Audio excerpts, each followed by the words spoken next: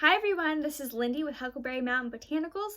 Welcome back, and if you're new, welcome. Don't forget to subscribe. I really wanted to talk about 3 tips that I have for wildcrafting because we're getting into that time again, and people, especially right now, I think are going to be more inclined to start wildcrafting some herbs or their food or, whatever it may be. The number one thing with wildcrafting is proper identification. So that's kind of important. Some herbs or plants or whatever you may be wildcrafting, it won't kill you if you don't identify, but some things are poisonous. And so it is important to be able to identify it. There's lots of books, lots of online references. Some people do wildcrafting walks. We will be offering those as long as the world goes back to normal this summer to kind of help with identification. But that is my number one tip, is proper identification. Number 2 is a safe location. You cannot go to the side of a highway and get mullein from there, or a dandelion. I know that it's tempting because there's like so much in those disturbed areas, but you can't. There's runoff, there's toxins, the soil has toxic stuff in it, and that is just going straight into the plant. And then you're using those leaves and you have like a half mullein, half gasoline tea, and that's just not good. You don't want that. So don't do that.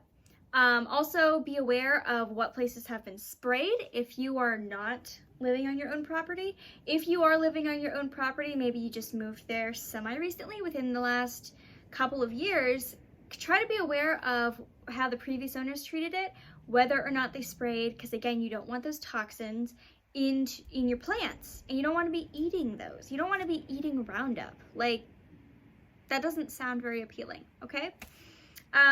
Number 3, with any kind of wildcrafting, is don't be greedy, okay? A lot of little forest critters rely on certain things, especially in the fall, to get them through winter. So, for example, when taking like elderberry flowers, number 1, only take as much as you can process. There's no point in harvesting a bunch if you're gonna come home and be like, oh, I'm so tired, so I'm just gonna like set this aside, and then a ton of it gets wasted. Like, that's terrible. Number 2, with a lot of flowers, especially like elderberry, if you take the flowers, you're not gonna get the berries, okay? And if there's no berries, first of all, you don't get berries, but then birds and things that rely on the leftover berries to survive through the winter are not gonna have access.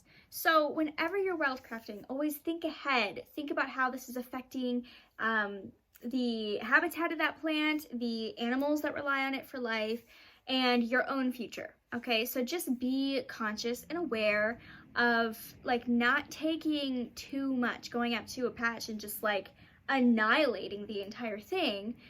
Instead, be sustainable and be generous, okay? So those are my top 3 tips: proper identification, safe location, and don't be greedy as you're headed into wildcrafting. Thank you so much for watching. I'll be back again tomorrow. And yeah, until tomorrow, health and joy.